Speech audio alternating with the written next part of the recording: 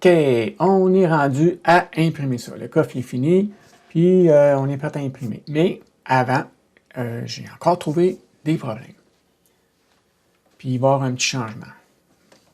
Toujours bon de vérifier. Puis heureusement, je trouve ces erreurs-là quand que je fais le montage des vidéos.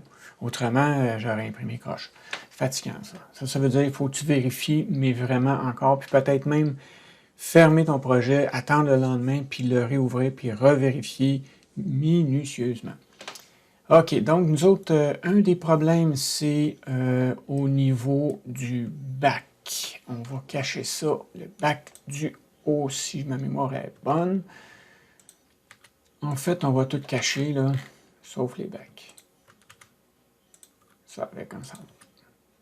Puis on va mettre le bac du bas transparent à 80%. Là, j'avais fait mes vérifications, puis je m'étais rendu compte que ici, j'avais pas assez d'espace. Fait que là, je l'ai tassé, mais en le tassant, il a été tassé ici. Puis là, c'est là qu'il n'y a pas assez d'espace. Fait que le bac du haut, on veut changer ça ici.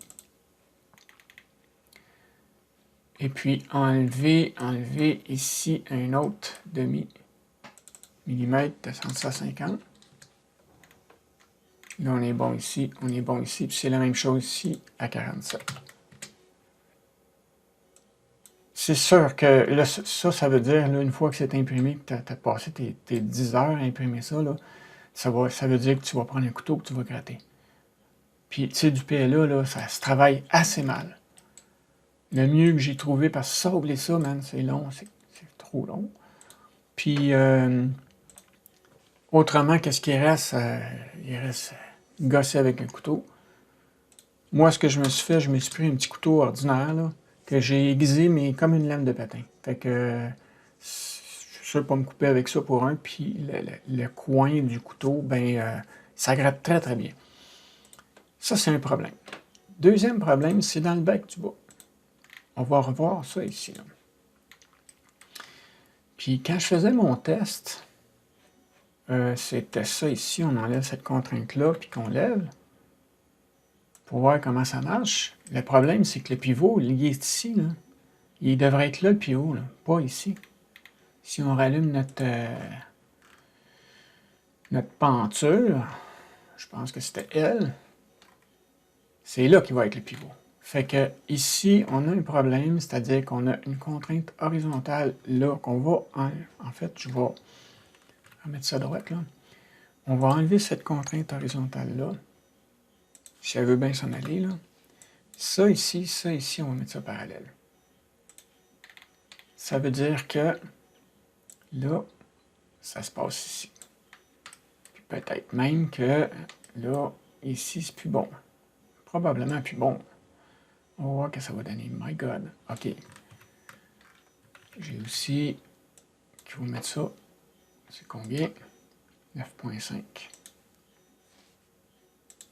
Oh, je l'ai déjà, mais la contrainte est sur l'horizontale, puis on ne l'a vu pas sur l'horizontale, on l'a vu dans le sens de la ligne. Bon. Essayes-tu de grimper ça pour voir?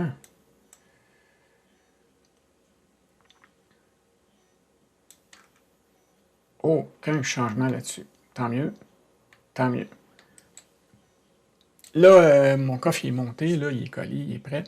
Puis rendu là, quand il est ouvert comme ça, pour un, je voulais avoir plus que 90, mais ça ressemble plus à 90 que d'autres choses, mais ça fait la job pareil. Ça fait la job. Mais peut-être que ce que tu veux ici, là, c'est monter ça, descendre ça à 40 degrés. Oh, c'est beaucoup. On va y aller à 43.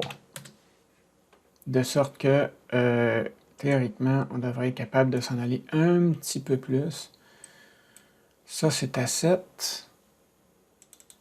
On va baisser ça à 6.8, mettons. Oh, on va mettre ça à 6.5. Ouais. Qu'est-ce qui arrive, là? Présentement, mon coffre, là, ici, il rouvre à 90, bien flush. Puis, ça se tient. Sauf que le poids des bacs veut chercher à faire redescendre tout ça. Mettons que, ouais, là, il est vide, c'est sûr. C'est sûr que quand il va y avoir du stock dedans, il va chercher à descendre. OK, fait qu'on va laisser ça à 43. On va avoir un petit angle comme ça. On va voir. L'avenir va nous dire si on en veut plus ou pas assez.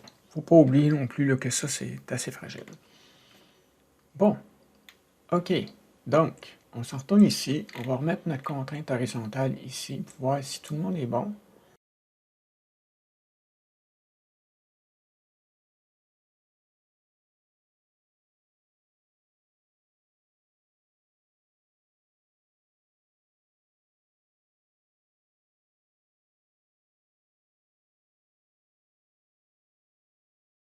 On sait que c'est bon, là, je ne recommencerai pas. On fait un close là-dessus. Merci, bonjour.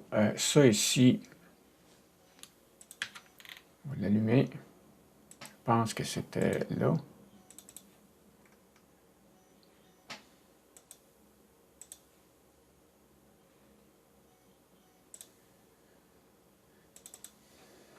On veut aussi voir ça.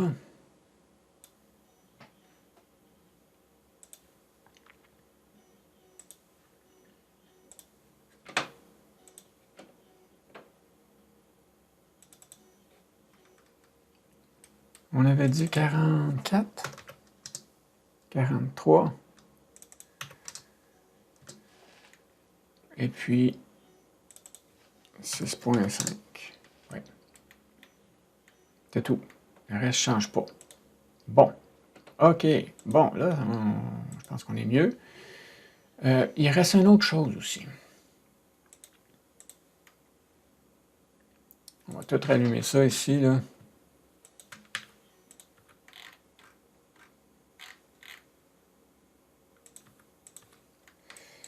Trois pentures, là. C'est pas assez beau. Là, qu'est-ce qui arrive, c'est que moi, j'ai collé ça avec la colle, ça s'appelle la Shogu. C'est une colle à souliers qui est super. Ça travaille super bien. C'est une colle qui est quasiment permanente, mais pas définitive. Fait que tu peux toujours bien l'enlever, ça s'enlève assez bien, mais ça colle quand même très bien. Mais dans ce cas-ci, là, j'ai réussi, mais ça m'a pris du temps, c'est assez long à sécher. En fait, c'est bizarre parce que c'est court à sécher, mais où ce qu'il y a le contact, là, c'est assez long. Donc, pour qu'il prenne toute sa force, ça peut être quand même assez long. C'est au moins 24 heures. Là, c'est collé. Si ça vient qu'à décoller, j'essaie de coller ça avec de la Crazy Glue. J'aime pas travailler avec ça. J'ai toujours peur de me coller les doigts là-dessus. Je sais pas combien de temps ça prend pour prendre. Jusqu'à présent, j'ai pas eu de bons résultats. Quoi qu'il en soit, ces deux pentures-là vont s'en aller. Et puis, on refait nos filets puis nos bidules.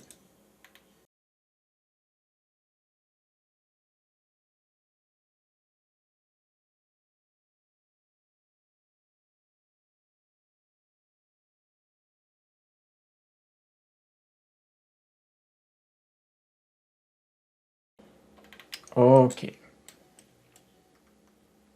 J'ai pas encore testé pour voir si c'était bon.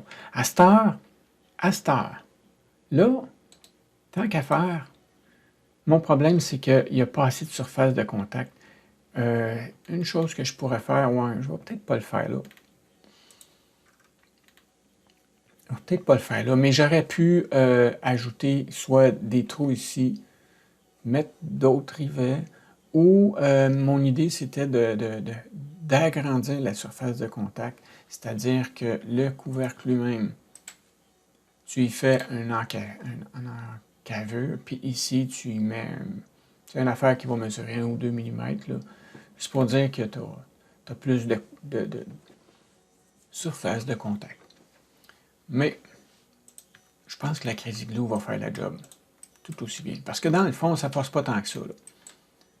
C'est juste parce que ma colle était pas tout à fait sèche. Là, à présent, ça va bien. Bon, une autre chose. Oh, wow. Ça ici, là, c'est pas assez flexible. Ma première idée, c'était d'imprimer cette partie-là en flexible. Pas sûr. Ma deuxième idée, c'était, OK, je vais faire un petit creux ici pour mettre une partie très mince de plastique ici, comme ça, il va pouvoir plier un peu. Pas beaucoup mieux. Finalement, ce que j'ai fait, moi, ça a été de couper, carrément. J'ai coupé ici les morceaux en deux, puis ce morceau-là, je l'ai collé après ça. Puis merci, bonjour, c'est une parure.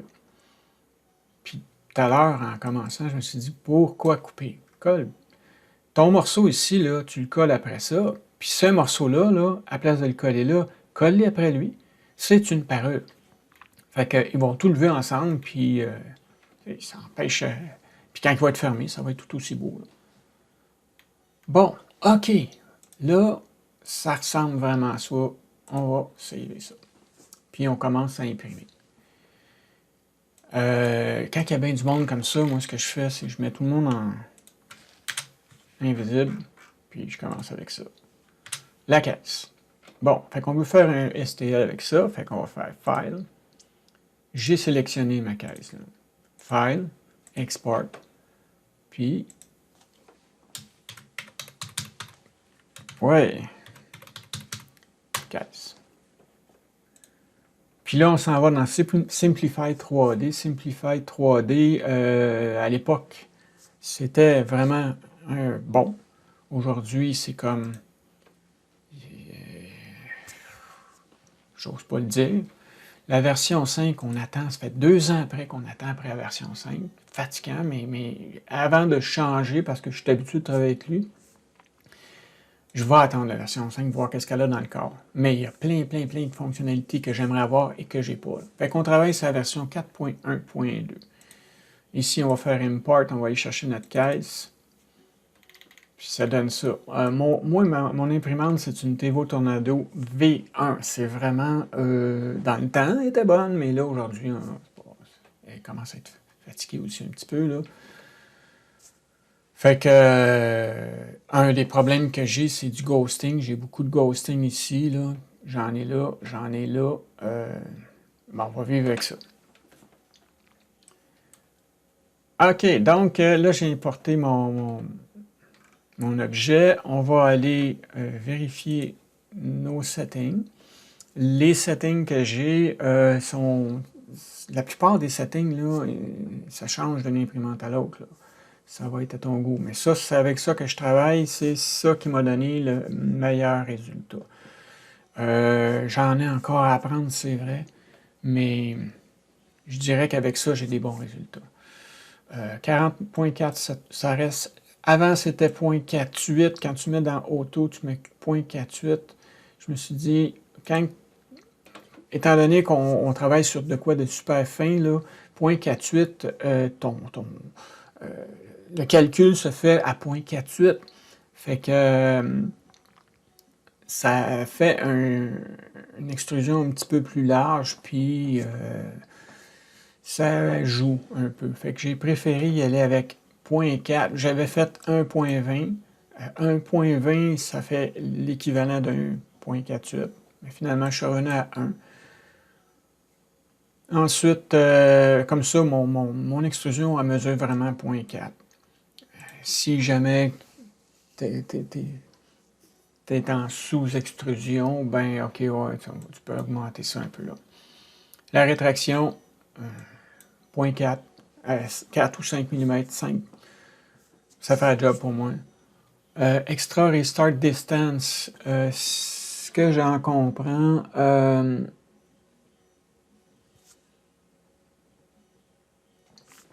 ce qui arrive, c'est que ici, tu lui dis arrête d'extruder 0.35 mm avant la fin. C'est question de relâcher un peu la pression avant la rétraction. Puis ici, ben, elle commence un petit peu d'avance. C'est ce que j'ai compris. Vertical Lift. Vertical Lift, là, c'était à 0. Il y en a qui laissent ça à 0. Là, 0.6, c'est peut-être un petit peu beaucoup. Mais, puis dans ce cas-ci, ça ne dérangera pas, là, mais des fois, tu as des impressions où la tête se déplace d'un bord à l'autre, d'un coin à l'autre, par exemple, en passant au travers une région qui n'a rien.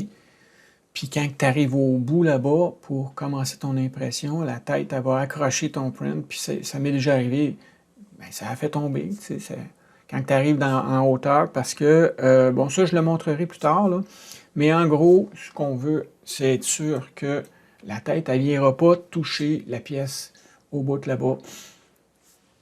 Fait que j'ai mis ça à 0.6, c'est-à-dire 3 épaisseurs, 3 layers. Ça, je suis content avec ça. Bon, j'imprime à 0.2. Idéalement, c'est 0.15. Mon premier layer est à 150%. L'extrusion est à 150%. Puis ça, ce que j'ai compris, c'est pas 150% de 150.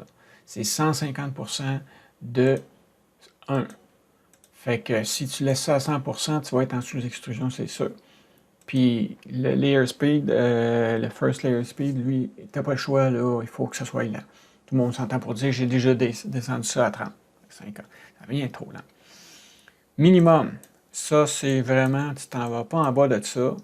Ça se passe là-dedans, là. Ça c'est la force de ton objet, là. Fait que si tu vas avoir surtout dans le outline, là, si tu vas avoir de quoi de bien solide, vas-y plus avec plus de périmètre que de support. Qu'est-ce qu'on a là-dedans? On fait un skirt, si ma mémoire est bonne. Ouais, un skirt, c'est comme une petite jupe. Pour être sûr que ta buse est bien pleine quand on commence à extruder.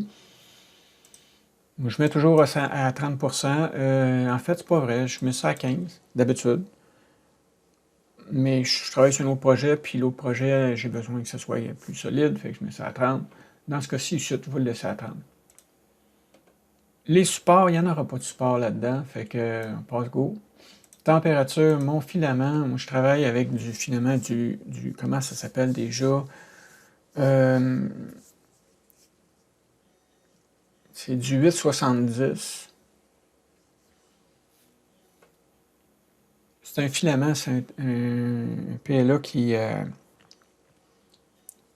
mon avis, se travaille beaucoup mieux. Il est comme un petit peu plus tendre. J'aime bien ça travailler avec ça. Sauf qu'il faut que tu montes un peu plus. Avec le filament, si je pense, je me souviens bien, c'est de 210 à 230. Je devrais mettre ça à 220, mais 210, ça fait le job. Bon, premier layer, on met pas de ventilateur. Les autres, on met 60% de ventilateur. Parce que quand on va arriver au bridging, lui, il va monter le ventilateur à 100%.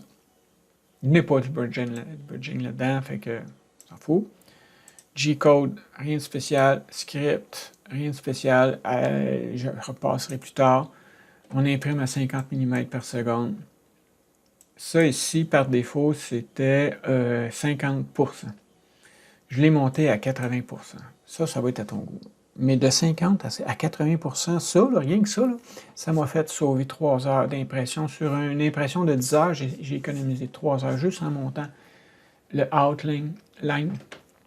C'est le dernier contour à l'extérieur, celui qui est apparent. Ensuite, qu'est-ce qu'on a là-dedans? Pour les bridging, là, tu vois, ici, je vais lui dire, quand tu arrives dans un overhang, là, réduis un petit peu ta vitesse, ton extrusion. Fait que l'extrusion réduit un petit peu, le ventilateur augmente un peu plus. Mais, ouais. Je peux dire qu'avec l'imprimante que j'ai, ça marche pas bien mieux. Anyway, c'est tout. Fait qu'on veut voir qu'est-ce que ça donne.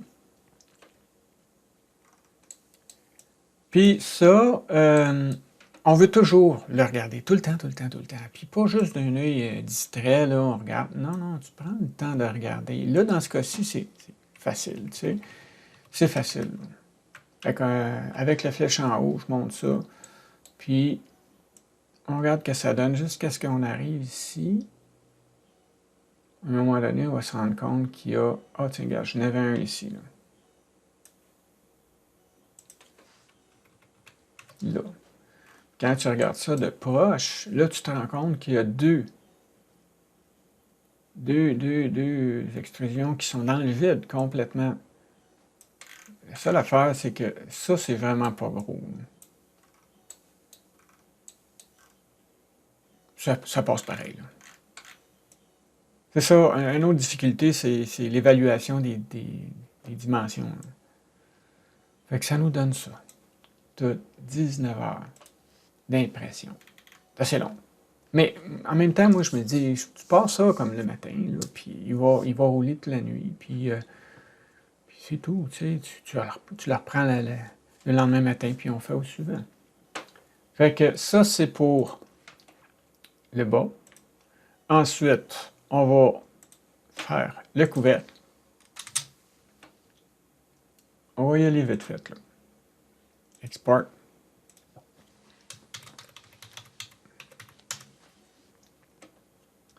On s'en retourne dans Simplify, on fait ça. Le couvercle, là, lui, c'est un gros problème. Là. Si on regarde ce que ça donne, là, 24 heures, 25 heures d'impression.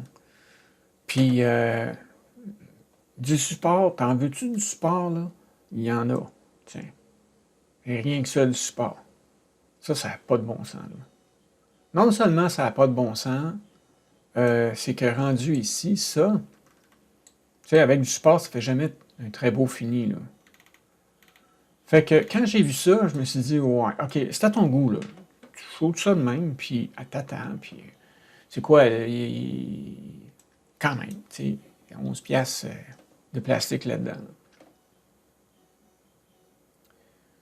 Mais ce que j'ai fait, moi, ça a été de l'imprimer en 2 parties.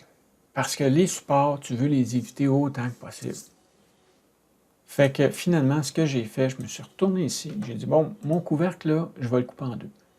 Puis je vais imprimer cette face-là sur le sol, sur le bed, puis cette face-là sur le bed. Fait que tant qu'à le couper en 2, ben, on va le couper ici, ça apparaîtra pas. Donc, le couvercle, je vais le mettre actif. Puis pour faire une coupe, c'est pas tellement compliqué. Tu t'en viens ici, tu fais un datum plane. Je ne sais pas comment ça s'appelle en français. Avant, ce qu'on va faire, on va... Parce que si je fais un plan comme ça, il me le met horizontal. Moi, je le veux vertical, fait que... On va faire un Z, là. Je vais choisir mon plan en premier. C'est YZ. YZ, c'est toi, là? Ouais. Fait que je choisis mon plan. Je fais mon datum plane. Là, il s'en va là. Ensuite, je sais qu'on veut le tasser. Ça donne quoi, là? Bon, ça a l'air que c'est pas dans les X. Mais les sites. À peu près dans le milieu. Là. Je pense qu'on est déjà dans le milieu, là. Ouais, c'est 47,5.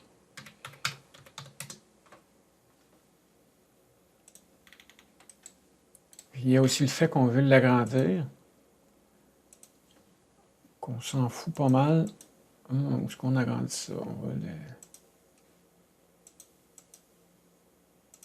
Ah, OK.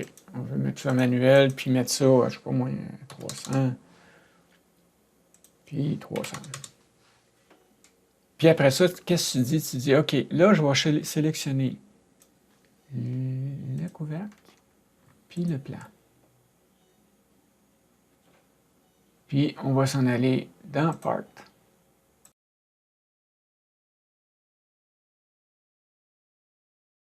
Oui, oui. Voilà.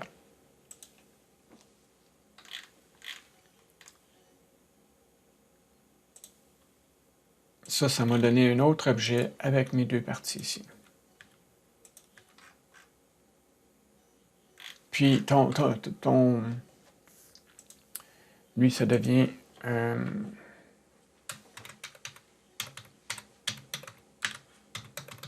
couvercle divisé. T'as quand même il n'est pas perdu ton objet, il est ici. Là.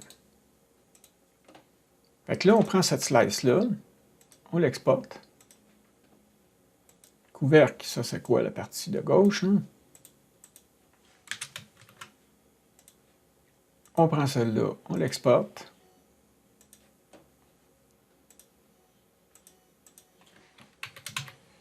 Droite.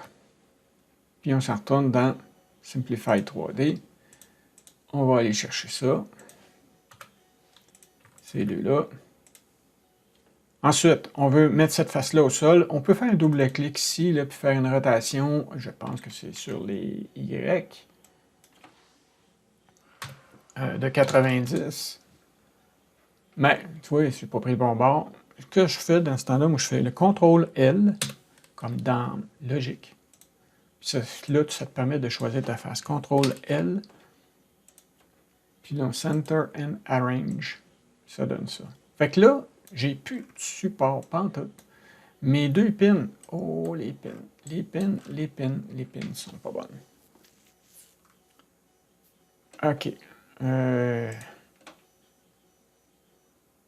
va essayer de le pogner d'ici. My God, pas sûr que ça va marcher. Ça, c'est un objet... c'est un objet qui a été créé par la suite, là.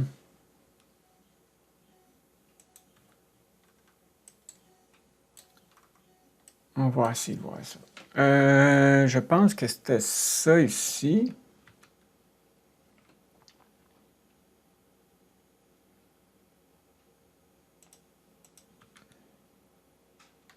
Ah, ça bouge pas.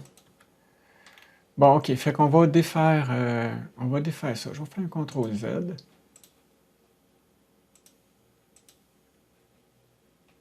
Puis avant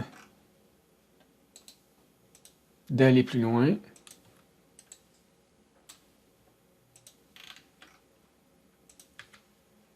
ça c'est toi, ça ici. Hein? D'ailleurs, OK, c'était 6 mm, c'est ce qu'on voulait. Mais le pattern du site, là, il est pas bon.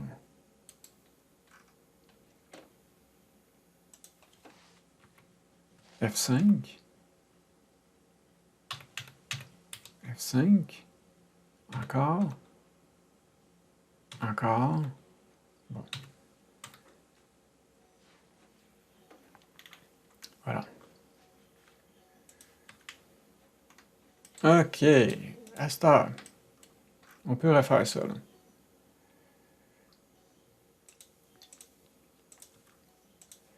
Fait que ça ici, on avait dit qu'on prenait ça et ça. Puis on s'en va dans Part. Puis on fait un slice. Ça retourne en bas. Ça s'appelait couvercle divisé. Puis, lui, on va l'exporter à gauche. Voilà. Fait que le gauche va s'en aller. On va le reprendre. CTRL-L. Center and Arrange. Voilà. OK, bon. Ça fait plus de sens. J'ai mis à 6, ça aurait été peut-être mieux à 5. C'est ça. Ça va être bon pareil. OK, fait que là, on vérifie que ça donne.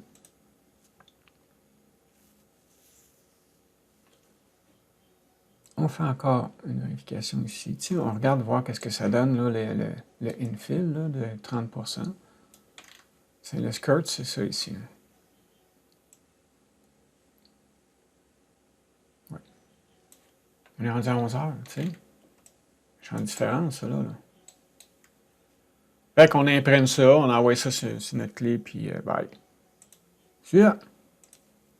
Suivant, c'est... bon, ouais. Suivant, qu'est-ce qu'on a? Le loquet. Bon, fait que... on y va de même. Donc, loquet. Loquet, je vais faire un CTRL-copie, là. Je vais faire exporter. Loquet. Poignée.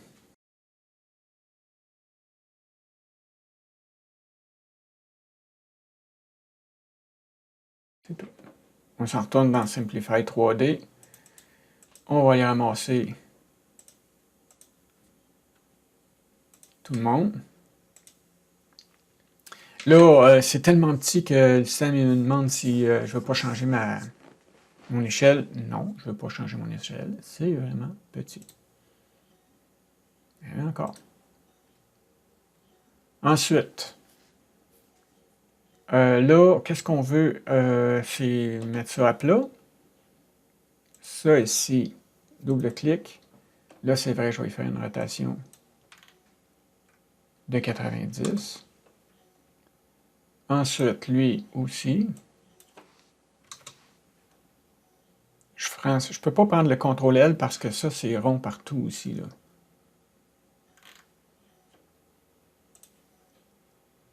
Par exemple, là, si j'essayais de faire un CTRL-L sur ça,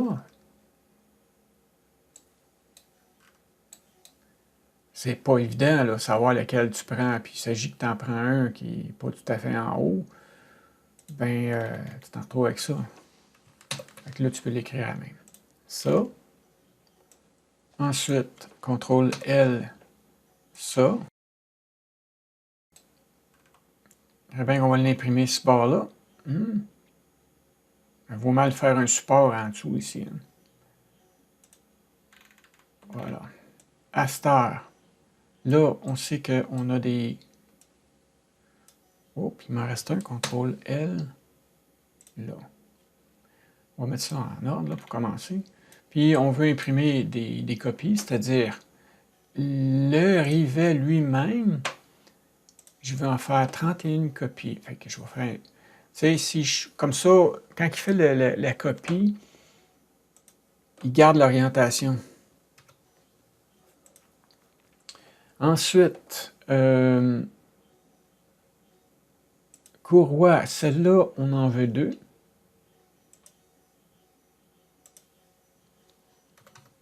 En fait, une autre de plus. La courroie ici, c'est CTRL-D, hein? CTRL-D. Une autre.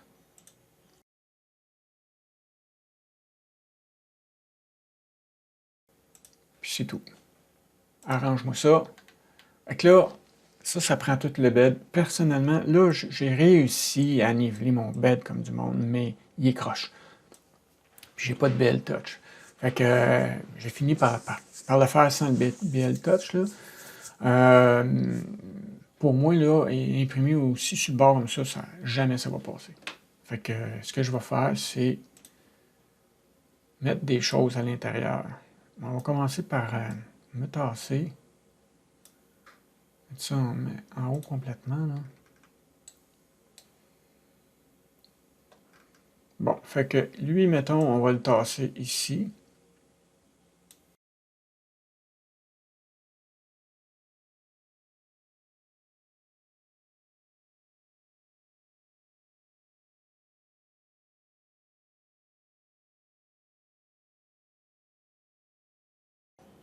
Bon.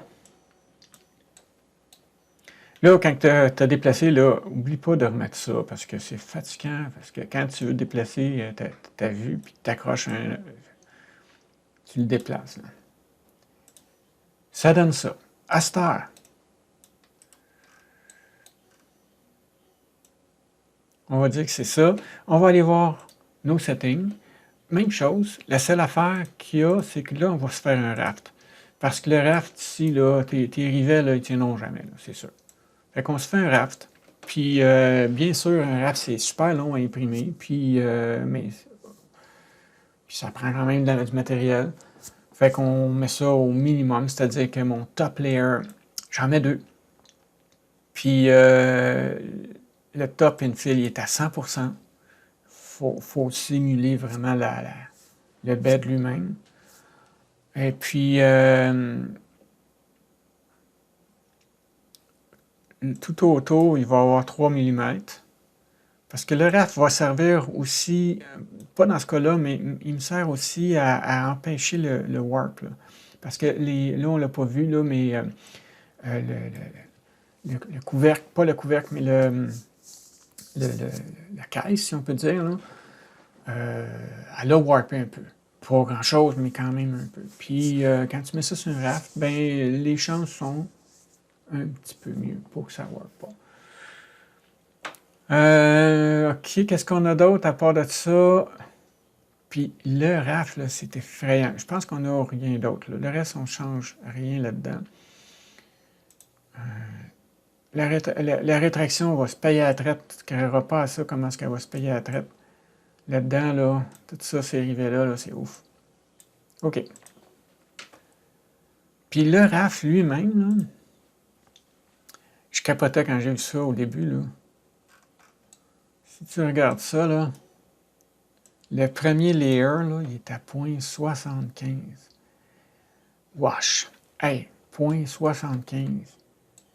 On imprime à 0.2, 0.15 ou même 0.1. Imagine-toi donc. Fait que là, c'est sûr que ça aide bien gros pour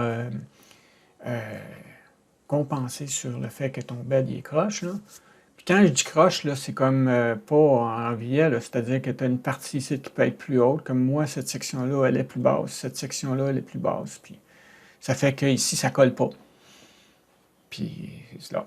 Fait que voilà, ça c'est pour le raft. Fait qu'on va grimper ça, puis il va imprimer nos affaires. Oh, on a des supports. On a des supports ici qu'on veut avoir. Ça va nous en donner ici. C'est correct. C'est correct. Là, normalement, là, ça, le mien, je l'ai imprimé cette face-là en bas. Puis, parce que ce que je voulais, là, quand tu regardes ça, là, on descend ça ici. Ça, c'est pas tellement solide, là. Ça, c'est pas solide, là. Ça va péter, c'est pas long. Fait que ce que j'avais fait, c'était de prendre cette face-là, puis la mettre debout. On va faire la même chose avec ça. Avec ça. Et avec ça. C'est tout. Je sais pas, j'ai fait une gaffe. Sauf que là, rendu ici, il aurait dû en mettre, attends une seconde, on a une option qu'on veut mettre dans nos supports. OK. Fait que là, il va pouvoir partir des supports à partir de la pièce ici. Là. Fait qu'on a des supports entre les deux, puis de là, l'idée de dire que ça prend un peu plus d'espace, parce qu'il va avoir un... Ça descend quand même un peu ici. Puis mon support, si ma mémoire est bonne, je l'ai mis à 2 layers. Si tu verrais ça, j'ai peut-être remis à 1, là. Oh non, je l'ai laissé à 1. Ça veut dire que un layer, là, je vais y aller à 2. C'est pas décollable. Puis le problème, là, c'est que là, tu arrives, tu vas mettre une lame de rasoir pour essayer de couper ça, puis tu vas le fendre. Fait qu'en faisant à 2, qu'est-ce que j'ai fait? En le mettant à 2, là, ton morceau, tu peux le mettre à plat, là, c'est-à-dire comme ça, en tournant par là. Puis quand tu vas mettre ton couteau, tu vas prendre le couteau, puis plutôt que tu vas essayer de faire une rotation, là, tu le travailles dans ce sens-là, il va décoller. Comme ça t'empêche de glisser ta lame entre les deux puis de le séparer. C'est pas des grosses pièces à imprimer, à réimprimer, il n'y a rien là. Fait que ça donne ça. Tu pourrais, puis si j'avais pas mis de support, puis ouf, t'en veux. Ça donne ça. 7 heures, quand même pas pire. 7 heures d'impression. Ensuite, il nous reste les bacs. Les bacs, on veut-tu les faire? C'est quand même assez straightforward. J'ai-tu de quoi ajouter sur ces bacs-là, moi?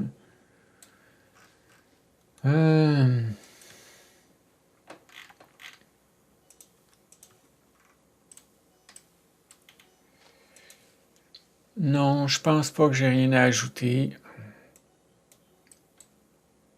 Les autres avec, ils ont tendance à warper. Je les ai fait un petit peu plus petits que dans ma première version. Ça fitait pas, c'était trop serré. Puis ça donne ça. Ça donne ça.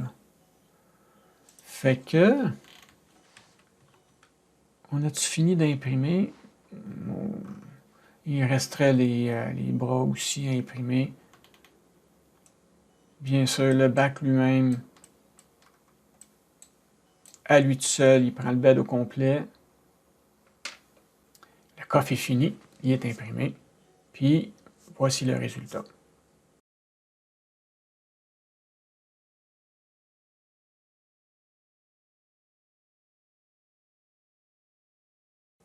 Fait que voilà, le projet est terminé. Puis, ben, on va se reprendre sur le prochain projet. D'ici là, ben, porte-toi bien. Ciao!